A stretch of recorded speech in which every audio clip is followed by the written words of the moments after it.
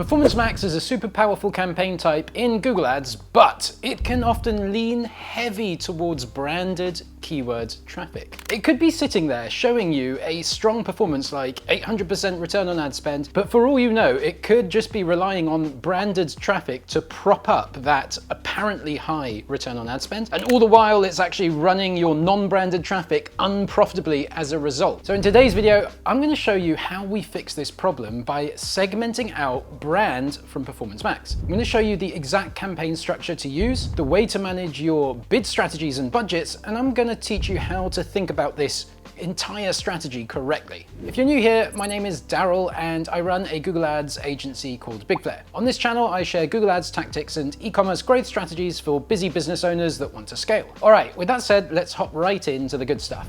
All right, guys, so let's start by covering what the setup actually looks like. Here's everything we're going to run through today. And first of all, I just want you to be able to visualize what this setup really looks like when you're done. So here's how it looks before you've segmented out your brand. You've got Performance Max, you've maybe got all products in one campaign, or maybe you're running some sort of segmented Performance Max setup. But right now, what you're doing is you're just trusting Performance Max to do branded and non-branded traffic all in one place. It's a blended campaign. And what we're going to do here, and the way we're going to segment this out, is we're going to segment out brands so that your PMax now becomes a non-branded PMax campaign, and then two very important campaigns to set up to capture the branded traffic so you make sure you're not missing out on it. One is shopping brand and the other is search brand. So this is the before and after setup, and these two campaigns plus segmenting Performance Max so that it only goes after non-brands. That's what we're doing today. That's the name of the game of today's video. So let's dive into it then. Now, before I go into how to actually neg brand from PMax, I want to just cover the importance of having a shopping brand campaign, because sometimes what I see business owners doing is they think, okay, I'm going to have to neg out my brand traffic from PMax, and then I'm just going to set up a search brand campaign, and then that's going to capture all my branded traffic. I'm going to have a PMax non-brand and then this one here for my branded traffic, and I'll be good. Yeah, if you do that, you're not going to be good because you're going to be missing out on shopping brand, and it's really important to be running this traffic. I'll show you why, and I'll show you by way of example. So just here's one I found earlier. House of Fraser department store in the UK. For whatever reason, they're not running branded shopping ads. And here's what happens if you do that. If you don't run branded shopping ads, if you just neg brand from PMax and you don't set up a standard shopping campaign to capture your branded traffic, well, if Google is showing lots of shopping ads on your branded terms, when you neg out your brand from PMax, Google's just going to continue showing shopping ads on your branded terms, and it's just going to fill that whole row with your competitors. So this is just one example I found. House of Fraser, they must have stopped doing shopping brands for whatever reason. Maybe they made this mistake and maybe they negged brand from PMax without setting up a shopping brand campaign. So if you do something like that, if you don't have shopping brands, Google's just going to fill the whole slot with your competitors, and it's going to be right up there above your branded organic listing. So you just really, guys, you want to make sure you don't miss out setting this up. And this is a mistake I see way too many businesses making. So don't be like those businesses. Make sure to set up shopping brand when you're running this strategy. Enough said on the importance of shopping brand. Let's talk about how to actually neg brand from PMax. So there's two things you need to do. First of all, you may have heard of brand exclusions within your campaign settings. So this is the first thing to do. Like, go into your campaign, go into the campaign settings. Within the campaign settings, you're going to find this brand exclusions area over here, and you'll be able to select from a drop-down list, and hopefully Google will be able to find your brand in there. And then you just add your brand into this list down here, and then you'll be negging it, okay? And the thing to know about this though is, so you click save there and then you'll be, in theory, excluding your brand from Performance Max, but the thing to know about this is it doesn't always quite do the trick. I've seen multiple cases now where a brand exclusion was run, but Performance Max still bid on some of the brand terms, especially some of the variations or different ways of spelling the brand that maybe Google didn't pick up in its auto category for your brand. So don't just exclude in the settings, you also need to add negative keywords. And in order to do this, you want to go into your PMax campaign, audiences and keywords, then add negative. Okay guys, so in Google Ads, come into your brand campaign, sorry, your PMax campaign. And then under audiences, keywords and content, you can come to keywords, and then this plus button here will let you add negative keywords. So click the plus button there. You've got two options. You can add negative keywords directly into the campaign like this. Now, unfortunately, there's no way to add it to multiple campaigns very quickly here. So if you do it this way, you're going to have to individually add your negative keywords to each PMax campaign, which can be a bit of a pain in the butt if you've got multiple campaigns. So the other way I recommend of doing this is using a negative keyword list. So you can build a negative keyword list. So under Tools, Shared Library, Exclusion Lists here, you can build a negative keyword list for your branded terms, and then you can just add the negative keyword list. You can see we've got one here for brand terms. You can add it as a list into your PMax campaign. This is going to be way quicker if you've got loads of PMax campaigns that you have to do this for. And that is it, guys. Once you've added the brand exclusion and you've added negative keywords into your PMax campaign, you are pretty much done. You are now negging your brand terms from PMax, and now you've got to set up those other campaigns to capture that branded traffic. So first one you want to set up is a branded search campaign. So we are talking about our branded search campaign here, and a couple of words of advice here. Focus on exact match and phrase match keywords, guys. So within your brand search campaign, I would advise having your core keywords. So let's say that's my brand there, my store. I'd have the core keywords in phrase and exact match. So the core brand terms and any core different ways, common misspellings or common other ways of writing your brand, have those core terms as phrase match and exact match, okay? And then what you can do is for any long tails, variations, or any alternative spellings or misspellings or longer tail versions of your keywords, just add them all in as exact match as well into this overall campaign. You can decide the ad group structure yourself. It will be based on the keywords that come up for you. But like when I talk about long tail variations, it might be like your brand term plus people looking for reviews, or your brand term plus a product keyword like, Apple mobile phone. That would be brand term plus product term. So you've probably got a bunch of brand terms like that. I would add them all in as exact match. And then you've got the phrase match here as well. So that's going to be covering any longer tail versions that you maybe didn't think to add at the beginning. So another part of this strategy is you also want to be monitoring your search terms afterwards, and any long tails that come up, just add them in as exact match if they get good volume. And through that way, you'll be able to more precisely target your longer tail. You'll be able to get better CTR because you'll be able to see their quality scores and optimize for them. So I do recommend you don't just stop with the core keywords here in phrase and exact. You also add all the long tails and variations as exact match, and you keep monitoring the search term list so that you can add more of these exact match if you see more exact match and longer tail search terms coming up in your search query report.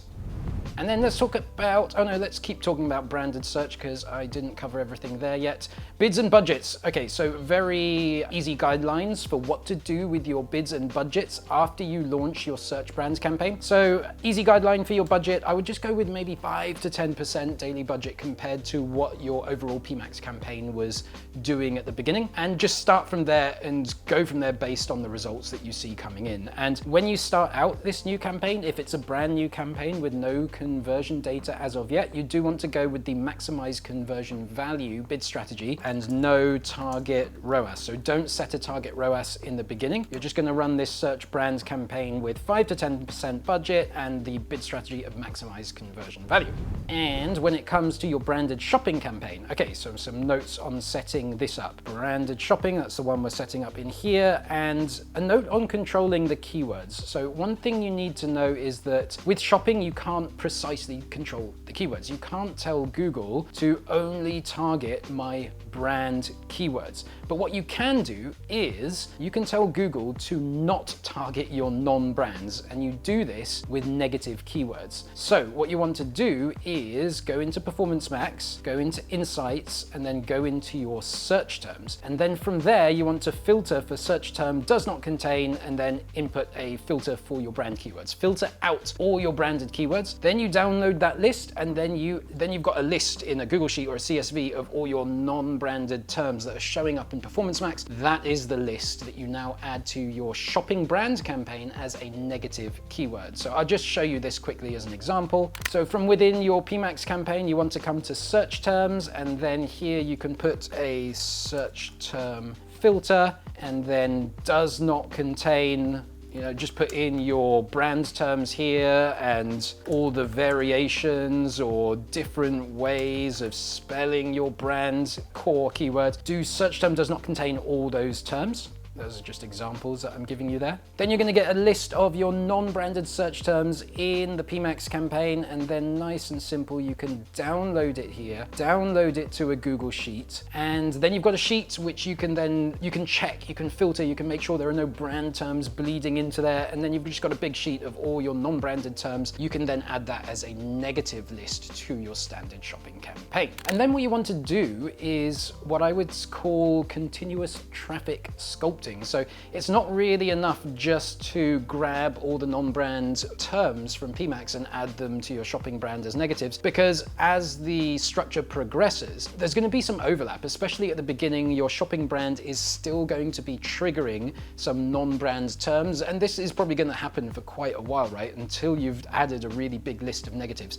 So shortly after setting up this shopping brand campaign, you want to every week do this. So check the search terms in shopping brand, and then add new non-brand negatives to shopping for any non-brand terms that are coming up in shopping. And then what you could also do is continue to check your search terms in Performance Max, because this happens sometimes, like you still might find some brand variations that you maybe didn't quite capture with your initial negative keyword list. Those terms might still be coming up in PMax. So I do also recommend every week you check the search terms in PMax, neg out any brand terms that have been coming up by accident, and then importantly, check the search terms in shopping brand, neg out any non-brand terms that are still showing up in shopping. And this happens a lot more at the beginning. So you're going to want to do this a lot more at the beginning. You might want to do this every day for the first week or so. And then after that, maybe after a month or so, you can reduce the frequency and just check maybe once a week in case anything is popping up. But after about a month of doing this regularly, you should get a fairly clean search term report. It won't be perfect, but you won't have to do this process quite so often. So I'll just show you the process now as an example. So you're going to want to come into your shopping campaign, and again, it's this search terms report that you want to find, and then you can look at last 30 days, last 7 days, or however long a time range you want to look at. And what I recommend you do here is order by impressions, and then you can do this, right? You can do a filter for none, right? Because when you've added loads of brand negative keywords, they'll start showing up in here with the badge added or excluded, and that will tell you, okay, these terms have already been excluded. So if you now use this filter for none, then you're going to filter out all the things you've already excluded. So this is what you do when you're continuously checking your search term list. Now I'm not seeing the terms I've already excluded. So anything that's coming up in here that is a non-branded term, I would then want to exclude from my shopping campaign. And actually this shopping campaign I'm looking at is in fact a non-brand campaign. That's why we're seeing a lot of non-brand terms coming up here. If I was actually looking at my shopping brand campaign, you would see none of this stuff in here. And yeah, you don't want to see non-branded terms like this coming up in your shopping brand campaign. That's the whole point of this.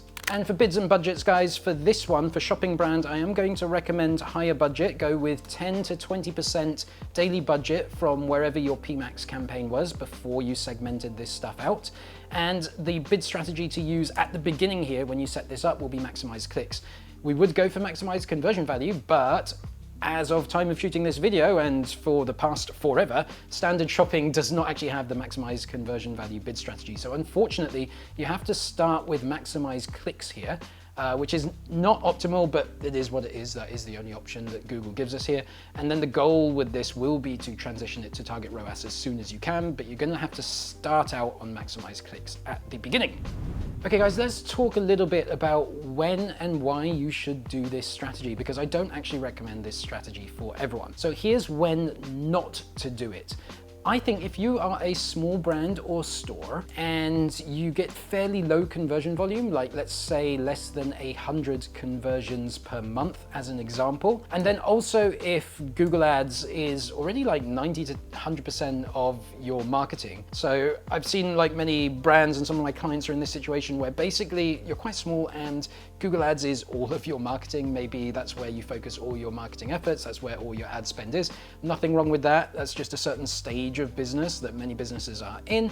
And if that's you, if all your traffic or all your sales and marketing is basically Google Ads anyway, and if you've got low conversion volume, like 100 or less per month, then I don't think you necessarily need to segment out your brands from Performance Max. I think it's fine to just leave brands within Performance Max. And then what you do is you can just manage things through the average ROAS, the ROAS target within Performance Max. So what do I mean by that? Within Performance Max, let's say your brand was getting 1000% ROAS, just as an example. And let's say your non-brand was getting, I don't know, 200% ROAS, just as an example. And the whole thing what we're trying to do here is get the non-brand ROAS up. And the problem that we're having is because non-brand and brand are lumped together, non-brand is allowed to run at this lower ROAS. So yeah, you can do this segmentation that I'm showing you here. And it is a good segmentation to do in certain scenarios. But if you are really small and if all your brand traffic was really being driven by Google Ads in the first place, then I think it's totally fine to just manage things through the average ROAS of PMax. And what do I mean by that? Well, what I mean by that is,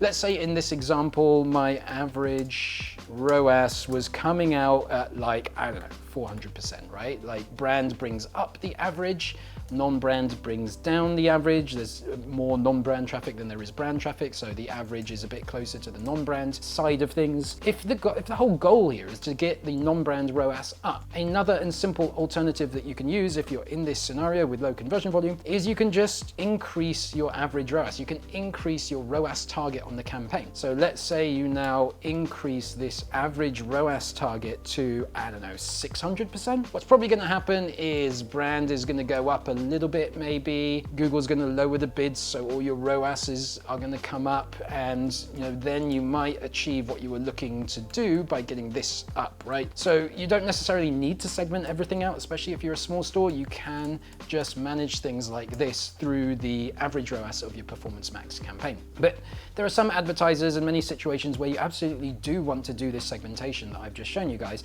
and this is the situation that I find this more useful in. It's when you're a larger brand or store, you've maybe got thousands of conversions per month within Google Ads, right? And then importantly, Google Ads is only a portion of your overall ads or marketing. You're spending big on other things like meta ads or TikTok or influencers. And like one sort of key benchmark I have here is the transition point is often when you're getting to 6-figure spends and above on Meta particularly. When you're getting there and Google Ads is now just a portion of your overall marketing, like maybe Google Ads is making up 10 to 20% of your overall ad spend and marketing, well then at this point, your branded traffic is no longer primarily being driven by Google Ads itself, it's being driven by a mix of different things, right? And this is the kind of scenario where the brand, non-brand segmentation, getting brand out of Performance Max and into those other campaigns, that's where this becomes a lot more powerful, because then you really do want to specifically control and have specific targets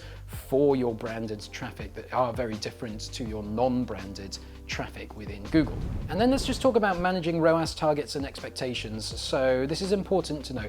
The goal here, and pretty much the goal with all campaigns, e-commerce campaigns that are optimizing for return on ad spend, the goal is almost always to get to that place where you're running a target return on ad spend and you have uncapped budgets. So what do I mean by that? Well, you want to go through this process here. Like you start out with maximize conversion value or maximize clicks. That's just where you start, right? But where you want to get is here, that you've got a target ROAS that is profitable. It's hitting the goal ROAS that you have for that campaign. And then the daily budgets are just uncapped. It's no longer the daily budgets that are limiting you, it's the target ROAS that is limiting you. So the path to getting there is a bit like this. You start out with a maximize strategy, either maximize conversion value for your branded search, or maximize clicks for your branded shopping. And then you want to collect about 50 plus conversions per month per campaign. Once you're getting good conversion volume, then you can switch on a target ROAS. And the target ROAS that you switch on is usually just going to be your recent average. So look at the past 30, 60 days, look at your average ROAS and just set that as your initial target ROAS. And that might not start out high enough, right? You now might need to start increasing your ROAS target in increments until you get to your goal. So you do that and you get the target ROAS and your average ROAS up to whatever goal you're looking for. And when that is happening, you should not be limited by budgets. You want the budgets uncapped. Hey guys, before I move on to my next point, I just wanted to let you know that if you need professional, done-for-you help with managing your Google Ads campaigns, then check out my team over at bigflare.com. We've been in business over 12 years now, helping small to mid-sized businesses around the world to scale profitably with Google Ads. Now, if you click the link in the description below this video, you'll be able to book a time to talk with me on Zoom. And if I think there's a good fit, I will do for you a 100% free, no obligation audit of your Google Ads account. Now, if this sounds interesting to you, then link in the description below this video. And with that said, let's get right back to it. So here's a way to visualize it, guys. Like, let's imagine this is our ad spend and this is how it's going over time. And we see our campaign just kind of spending like this, right? Some days is more, some days is less. What you don't want to see here. So imagine that's your average daily spend. And then let's say you've got a daily budget that's there, right? And then what you're seeing is your average daily spend is often or sometimes or ever hitting your daily budget. You don't want to see that, okay? What you really want to see is your daily budget is up here, and then there's always this gap in between the daily budget and your average spend. Because then what you'll find is, like, on the days where it can spend more, it will be allowed to spend more. Like, my previous daily budget that was there was maybe limiting me on those days where I could have spent more. And if you're hitting your goal ROAS, then you just don't ever want to be limited by your daily budget. Your goal ROAS means that for every dollar you're spending, you're making some healthy amount of profit. So why ever limit the dollars that you're spending? So the way I like to think about this is, let's imagine you have a average daily spend there, right? So the daily spend goes up and down a lot over time, but you just figure out your average daily spend, whatever that is. And I like to think of it like this, like you want a distance between your average daily spend and your daily budget. Assuming your ROAS is profitable, you want this distance to be something in the region of 50 to 100%, right? So, you know, let's say my average daily spend is 100, and let's make it so you can actually see that. So if my average daily spend was 100, then I might want a budget, a daily budget of $150 to $200, right? Something in that region. You just want to make sure there's always this room in between your average daily spend and your daily budget. And actually, if it was $100 per day was the average daily spend, I would probably want to go closer to the top end of that range, like 200, right? If average daily spend was more like, let's say 5,000, something like that, then I might want to go closer to the 50% range. So this is like really down to your daily budget level as well and your risk tolerance. But normally when you are on a profitable target ROAS, it's really safe. If it spends more, it is just going to keep your target ROAS on track and profitable. So anywhere between 50 to 100% distance between this daily spend and this daily budget, that's what you want to aim for in most scenarios. Okay, so that's where we aim to get to, but now I want to tell you what expectations to have for your search brand ROAS and your shopping brand ROAS, because this is really important to know as well. For search brands, your ROAS expectation should just be really high. You want a very high ROAS on search brand. It should be performing really, really well. And I normally look for minimum 1000% ROAS and above. And if that is true, then I just want to see my impression share at 99 to 100% because it's like really profitable on the return on ad spend. All right, guys, so I just wanted to show you an example. This is one of our client accounts, and unfortunately I'm just going to have to blur the campaign names over here, so you probably won't be able to see those when you're watching this video, but you can still pretty much tell which campaign is the branded campaign. That's the branded search there. It's running at 1,122 return on ad spend, and then these are all non-brand campaigns over here, so you can see the difference in ROAS expectation. I'd normally expect my non-brand campaigns to be running at, ROASs in these ranges, whatever's good for you depending on your gross profit margins. But then branded search, you just want to be seeing this kind of ROAS or above. I sometimes see much higher, but 1000% or just a 10 in the ROAS column here. That's what you're looking for. And if that is the case, then you just want your budgets uncapped.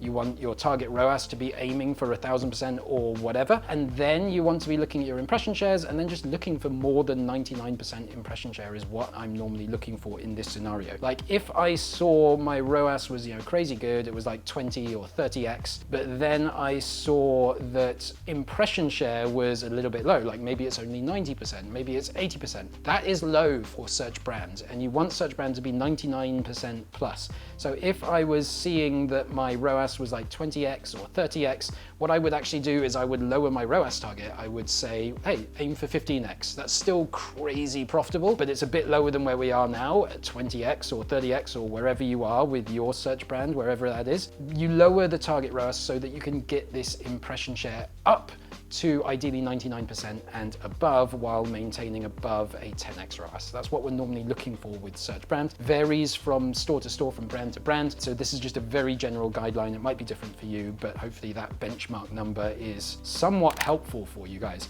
And then the other thing that you need to know, very important expectation here, is shopping brand ROAS, right? I think a lot of you know that expectation about search brand ROAS. A lot of people know, yeah, it should be really high. It's my branded terms. I was going to get some of that traffic anyway, right? An important expectation for you to have for shopping brand is don't expect the same from shopping brand. Like, yeah, search brand, that can perform at 10x, 15x, 20x, whatever. Standard shopping brand campaigns don't perform like that. In fact, they perform a little bit more like non-branded campaigns, and that's kind of okay, right? If you look at the ROAS, it's going to be a bit higher than your non-brand average ROAS in your standard shopping brand campaign, but it's not going to be as high normally as your search brand. So just as an example, let's say your search brand campaign does a 15x ROAS, 1500% ROAS. And then let's say your non-brand campaigns, they normally do 500% ROAS, like a 5x ROAS. Now in this scenario, when I've split out my shopping brands campaign, I might expect it to do 500% ROAS, or maybe a little bit higher, somewhere a bit higher than non-brand, but lower than search brand. Maybe shopping brand does 600 to 700% ROAS, and that's okay. You're normally not going to see search brand do a ROAS up there like your search brand campaign, guys. It's just not how it works. It just doesn't really happen most of the time. If you were getting this high of a ROAS on your shopping brand, you might be missing out on a ton of impression share. You might be missing out on a lot of market share, and your competitors might be in there scooping up that market share from you. Now, why does it work like this? Why does this happen? Why should you have this expectation that shopping brand is going to have a lower ROAS than search brand, and it's going to perform a little bit more like a non-brand campaign in terms of its return on ad spend? Well, I think the reason is because shopping ads clickers are not loyal at all, right? So let's look at an example here. So here's another one I found earlier where we've got a brand term here, ASOS jeans. So this is one of those brand terms where we're searching for the brand plus a product keyword. And you can see here Target is getting in there. It's showing their ad against people looking for ASOS. But the reason why shopping brand performs a little bit more like non-brand is because if someone searches your brand and if Google then shows them shopping ads, you basically lose all the brand loyalty that you might otherwise have had, right?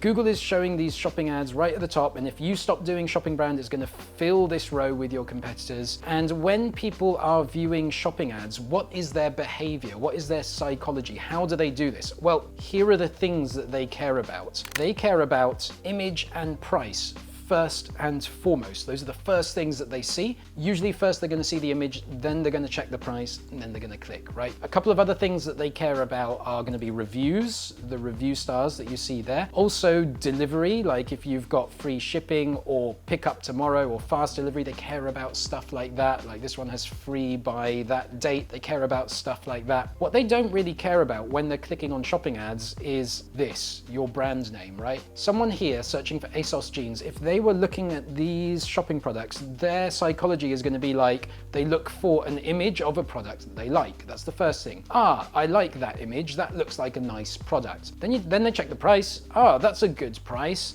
Cool, that's actually cheaper than most of the other ones. Plus I like the look of this image. I'm going to click on this one here. Here's what they don't do in shopping brand results. They don't go, oh, I like that image. Oh, I like that price. Oh, the reviews are good, but wait, this is Target. I only want to shop at ASOS, so I'm not gonna click on Target, I'm gonna click on ASOS.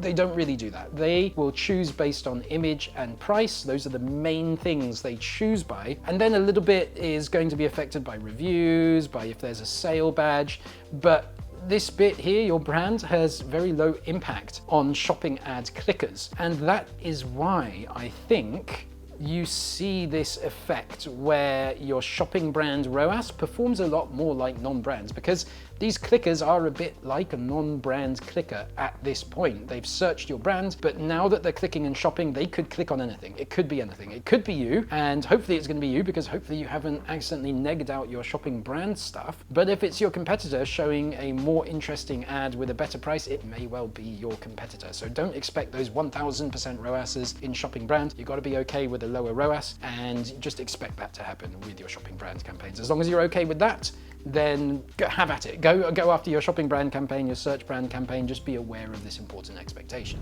Now, funnily enough, guys, just as I was going to shoot this video, some brand new news came out that I just spotted here.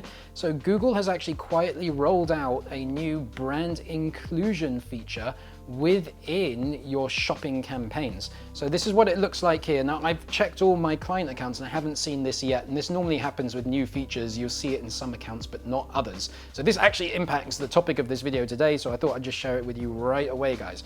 If you come into campaign settings now and you look for this in some accounts, and this may be on wider rollout, I don't know, this is very new news. It was just spotted in a campaign by a PPC industry colleague of mine, and sometimes Google does these tests and then rolls out the feature. Sometimes they do these tests and don't roll out the feature, but this is worth looking for if you're watching this video and you're doing a shopping brand campaign. This new feature that has been spotted is called brand inclusions for standard shopping, and what this apparently will do is it will allow you to specifically tell Google to target your brand terms for that shopping campaign. So if this works as it looks like it's supposed to work, then in theory we don't need to keep adding negative keywords of all our non-brand terms in standard shopping, right? It looks like the idea of this is that you will be able to create a standard shopping brand campaign. So cool new feature, really, just like I just found out about this like 10 minutes before shooting this video, so I thought I'd let you know right now. Worth looking out for if you're setting up this PMax brand segmentation structure in your account. Once you've gotten your Performance Max campaign structured the right way, one of the most important things you need to do next is manage your bid strategy and your impression shares correctly. So to learn more about that, then check out this video up here where I show you the one most important setting that can increase your shopping ads profit with minimal effort. Now don't worry, this works for both Performance Max campaigns and shopping campaigns. So to learn the strategy, check out this video up here and apply this lesson to both types of campaigns.